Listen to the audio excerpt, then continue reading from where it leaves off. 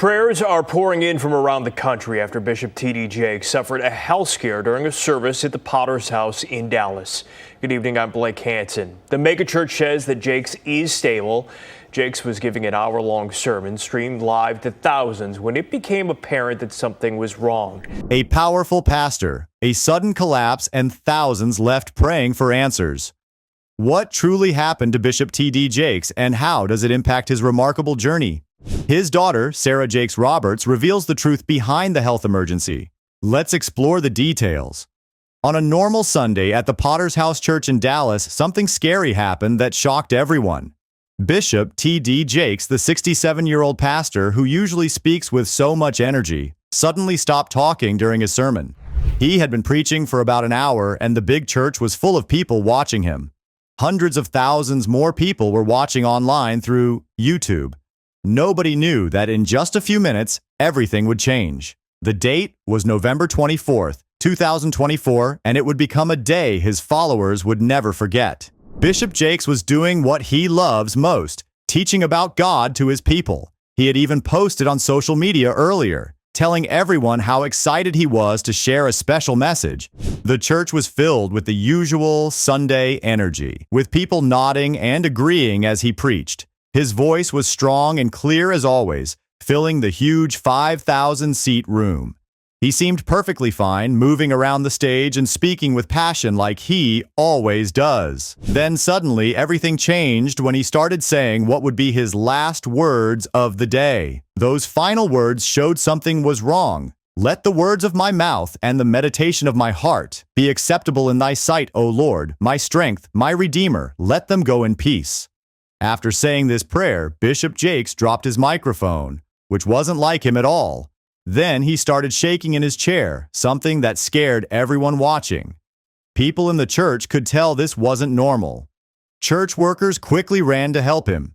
Someone turned off the live video stream, but not before thousands of people saw what was happening. The next few minutes were very confusing and scary for everyone in the church. People in the crowd were saying back up and give him some space as others tried to help Bishop Jakes.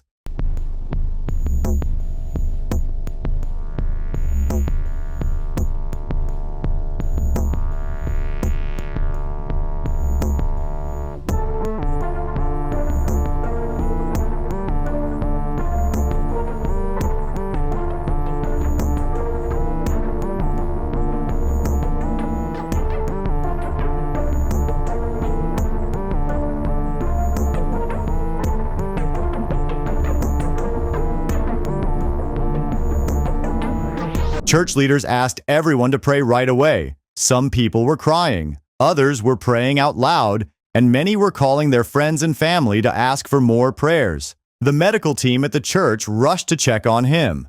All this time, Bishop Jakes was being taken care of by people who knew what to do in emergencies. After the incident, the Potter's House tweeted, "During today's service, Bishop T.D. Jakes experienced a slight health incident and received immediate medical attention following his powerful hour-long message. Bishop Jakes is stable and under the care of medical professionals." The entire Potter's House family is grateful for the outpouring of love, prayers, and support from the community. Later that same day, the church sent out a message telling everyone what happened. They said Bishop Jakes had a slight health incident, but was now stable and doctors were taking good care of him. Hey family. Hey. I know that today's been an interesting day for us. A tough day. But we didn't want to lay down without giving you all an update about how everything is going with Bishop. We want to thank you first of all for your prayers. His daughter Sarah and her husband Touré made a special video the next day to tell everyone more news. Sarah said, "Hey family, I know today's been an interesting day for us." Her husband added that while it could have been a very sad day, God had protected Bishop Jakes. They said he was getting better, but needed rest, even though he wanted to get back to work already. Bishop Jakes has been an important person in many people's lives for a long time. He started preaching in a small church in West Virginia when he was just 25 years old, and only 10 people came to hear him speak. Over many years, he worked hard and helped more and more people until he could build the Potter's House in Dallas. This church is really big. It sits on 34 acres of land and has rooms for 5,000 people to sit. More than 30,000 people belong to his church now, and it has offices in many different countries around the world. He does more than just preach in church. He has helped presidents too. He prayed with Barack Obama before he became president in 2009 and went with George W. Bush to help people after Hurricane Katrina. He writes books that help people live better lives, makes movies that tell important stories, and appears on television to share his message with even more people. His words have helped millions of people feel better about their lives and find hope when things are hard. Sarah, his daughter, wanted everyone to remember something important after her father got sick. She said this was a reminder to love the people close to us and be thankful for them, especially during the holidays. Her husband, Teray, told everyone that Bishop Jakes is still strong and trying to do too much, even though they want him to rest and get better. This shows how much he cares about his work and helping people, even when he's not feeling well. Prayers and good wishes started coming in from everywhere after people heard what happened. Other pastors, like Frederick Haynes from Friendship West Baptist Church, called Bishop Jakes a once-in-a-generation gospel giant and asked everyone to pray for him. People on social media shared thousands of messages saying they were praying for him to get better. His church family at the Potter's House kept praying together, showing how much they care about their pastor. Right now, Bishop Jakes is resting and getting better with doctors watching over him. His family says he's improving, but they want him to take it easy for a while. The church is still going on with its normal activities, with other pastors helping to lead while Bishop Jakes recovers. Everyone is hoping he will be back to preaching soon, but they want him to be completely healthy first. This reminds us that even strong leaders need time to rest and heal sometimes. His sermons inspiring millions around the world, but it is tonight that prayers are now pouring in for Bishop T.D. Jakes, the Dallas megachurch pastor, appearing to have some sort of health incident during a morning service that was inside this morning, inside the Potter's House. Our Olivia Leach has more on how Jakes is doing on this evening, including an update from his daughter. My Redeemer, let him go in peace. At 67, Bishop T.D. Jakes shocked the world with a sudden on-stage health scare that left his congregation and followers in turmoil. As questions swirl about his well-being and his alleged connection to Diddy's legal troubles, the truth behind these explosive rumors is finally coming to light. Stay tuned to uncover what's really going on. Bishop T.D. Jakes, the 67-year-old renowned pastor and motivational speaker, experienced a sudden medical emergency that left his congregation and followers worldwide deeply concerned. The day began like any other Sunday at the Potter's House, a church Jakes founded in 1996 that has grown to 30,000 members with offices worldwide. Jakes, known for his powerful preaching style and inspirational messages, had been delivering an hour-long sermon with his usual passion and energy. The church was filled with attentive followers, while hundreds of thousands more watched through the live YouTube stream. He had promoted this particular service enthusiastically on social media, telling his followers he was ready to share what God gave me with you. The dramatic moment came unexpectedly. In the middle of his message, Jakes suddenly paused, his voice taking on a different tone as he uttered, "O Lord, my strength, my Redeemer, let them go in peace." Then, in a scene that would shock his followers, he dropped his microphone.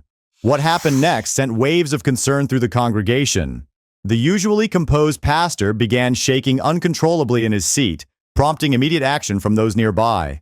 The scene turned chaotic as church staff rushed to his aid. Voices from the crowd could be heard calling back up and give him some space while someone off-camera urged the congregation and online viewers to begin to pray. The church's live stream was quickly cut off, leaving thousands of online viewers in suspense and worry about their beloved pastor's condition.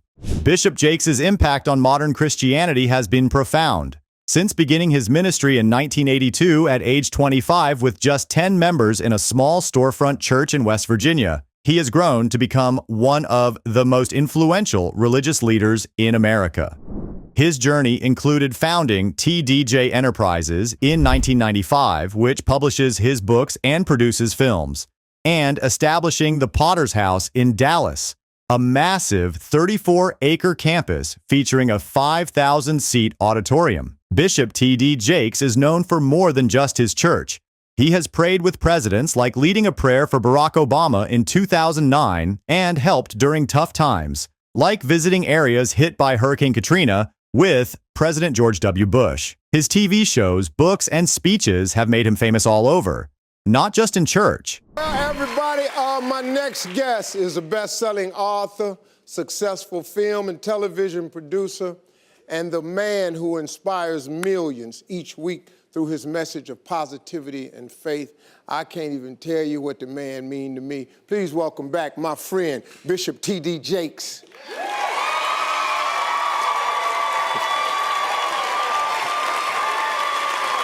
What's up? How you doing? My man. I'm good. Thank you, boy. How's everybody? Wow, look at you. Thank you, man. Appreciate you coming. I'm glad to be here. Man, you've been busy since I last saw you. I have indeed. I'm busy working on MegaFest, and you know about MegaFest. You came and blessed us at MegaFest and got your start, well, not your start, but in the faith world. Yeah. Exposed you there. We got all kinds of activities and comedy shows and dramas and plays and spiritual elements and family fun. But wait, there is more. In recent months, people have started questioning Jake's ministry like never before. In March 2024, shocking claims came out linking him to Sean Diddy Combs' legal problems. A producer said that Diddy used his connection with Jake to help cover up serious accusations from Cassie Ventura. These claims have hurt Jake's reputation and made people wonder about his ties to the entertainment world.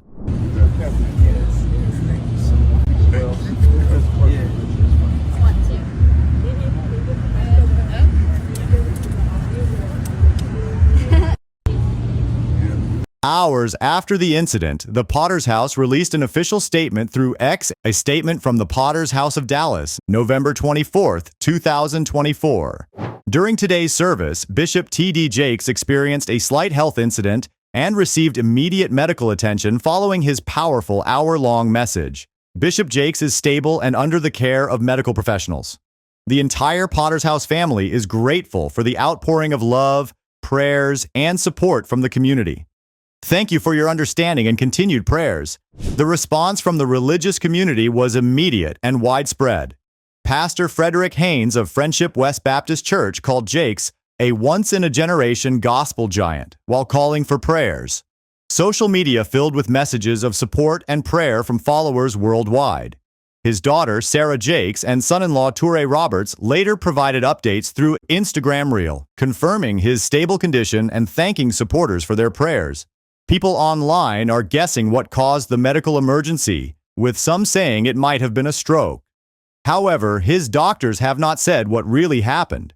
This has started talks about how stressful it can be to be a religious leader and how important it is to take care of your health in such tough jobs.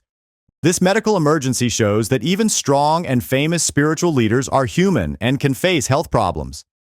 Bishop T.D. Jakes, who has done amazing things like building a big ministry and helping presidents, is just like everyone else when it comes to health. His followers all over the world are praying for him to get better, showing how much he has touched their lives. At the same time, Sean Diddy Combs is in jail for serious charges like sex trafficking. Some people are saying that Bishop Jakes might have helped Diddy hide these problems. What do you think about this? Share your thoughts, and don't forget to like and subscribe for more updates. I am. And what this boy says happened to him fascinates me, and I'm not alone. I mean, the book sold more than 10 million copies. Well, I got to the bottom of his near-death experience when I sat down with the boy himself and his family. You saw heaven? What does it look like? It's beautiful. A little boy claims to have visited heaven and returned with unbelievable details that shocked the whole world. Is this a miracle, a myth, or something more profound? Let's take a closer look at the story of Colton Burpo that has left the world questioning reality. In the small town of Imperial, Nebraska, life was simple in 2003. Todd Burpo worked as a church pastor and had other jobs too. His wife Sonia taught at school. Their 4-year-old son Colton was a happy, energetic child who loved playing with his toys and running around their yard. Everyone in town knew the Burpo family. Todd helped people with their problems at church, while Sonia helped children learn at school. Colton spent his days like any other little boy, going to preschool and playing with friends. One morning, everything changed when Colton got sick with what seemed like a stomach ache. At first, his parents thought it was just a normal illness. They gave him medicine and lots of water. But Colton's pain got worse and worse each hour. He cried harder than they'd ever heard, holding his stomach tight. His face turned pale, and he couldn't even sit up straight anymore. Their family doctor told them it was just the flu and to keep giving him water, but Colton's mom knew something was very wrong. The look in her son's eyes scared her. It wasn't the normal look of a sick child. She could see real fear and pain in his face. When Colton started screaming in pain, she knew they couldn't wait any longer. Even Todd, who usually stayed calm in hard times, felt scared when he saw how much his son was hurting. The drive to the big hospital felt like it took forever. Sonia sat in the back seat holding Colton while Todd drove as fast as he safely could. Every bump in the road made Colton cry out in pain. The doctors at the hospital quickly found out that Colton's appendix had burst, sending dangerous germs through his whole body. They said he needed surgery right away, and they weren't sure if he would make it. Sonia cried while Todd tried to stay strong. Before they took Colton to surgery, Todd kissed his forehead and whispered, "I love you, buddy." Colton, barely awake, whispered back, "I love you too, Daddy." Let's see what Todd said. To know what happened to Colton, but in Colton's defense, he tried to talk to me in the hospital. That first night when we came out of surgery, he said, "Dad, do you know I almost died?" It scared me to death. I mean, I'm sitting here praying, praying, God, give us a miracle. And I knew the frustration, and I could tell how tired my son was getting. And I was afraid he was going to quit on me and give up. And I'm like, "Son, no, you're not gonna quit. We're gonna pray. You keep fighting. You're gonna get better." I changed the subject. I thought maybe, okay, he'd overheard a nurse say something while he was under anesthesia or something. My first reaction is, okay, they were saying something I had no idea where. And I think there was another time in the hospital too where he said, "Dad, you know I almost died." During the surgery, things got very scary. The doctors worked hard to save Colton as his heart kept getting weaker. Todd walked back and forth in the waiting room, trying to pray but finding it hard to think straight. Sonia called family members on the phone, her voice shaking as she asked them to pray for her little boy. The surgery took much longer than expected. Every time a doctor walked by, both parents hoped for good news. Finally, after what seemed like forever, a tired-looking doctor came out to tell them Colton had survived, but he was still in danger. But wait, there is more. When Colton woke up after surgery, he started telling his parents amazing things. He said he had floated up out of his body during the surgery and watched the doctors working on him. He described exactly what tools they used and what they did. He even told his parents what they were doing while he was in surgery, how his mom was crying on the phone and his dad was praying alone in a small room. His parents were surprised because there was no way Colton could have seen these things while he was asleep during surgery. But that wasn't all Colton had to tell them. He said he went to a beautiful place filled with bright light and warmth. He saw angels there, not like in pictures, but as beings made of light who sang the most beautiful music he had ever heard. He met Jesus and described him in detail. Brown hair, kind eyes that looked like the ocean, and marks on his hands and feet. What amazed his parents most was when Colton talked about meeting his sister in heaven. A baby his parents had lost before he was born, something they had never told him about. He also recognized his great-grandfather, Pop, in an old photo, even though Pop had died long before Colton was born.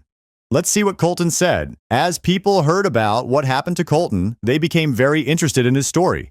You tell me what you remember about heaven, okay? Okay. Was it colorful or black and white? It was colorful. What kinds of colors? Well, it's all the colors we have here on Earth, and then some more. New colors. Wow. Are there many people in heaven? Yes, there are a lot of people. Does heaven look like Earth? It does have a little bit of the same texture, except it's a place where there's no sin. So grass and clouds and sky and mountains, how about that? Things like that, just like it looks on Earth? Yep.